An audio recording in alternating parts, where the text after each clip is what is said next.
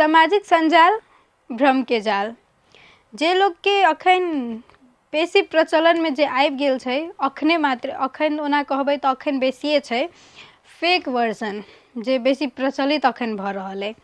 जे कि अहाँके जे वास्तविक भावनाएं जे अहाँके सोच है व्यवहार है उ नहीं देखा कऽ जे बल्कि अहाँ सोशल मीडिया प्लेटफॉर्म्स पर इंस्टाग्राम पर जे अहाँ परफेक्ट बॉडी परफेक्ट लाइफ जे देखै छियै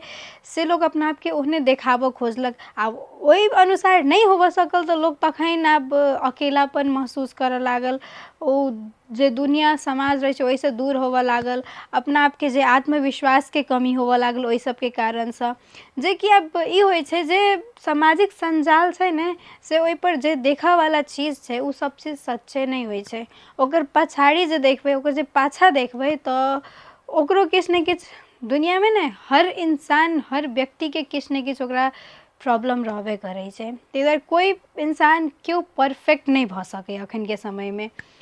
ताहि दुआरे जे अहाँ छी से के एक्सेप्ट करू जे हर चीज सोशल मीडिया पर देखायल गेल चीज सच्चे नहीं होइ छै।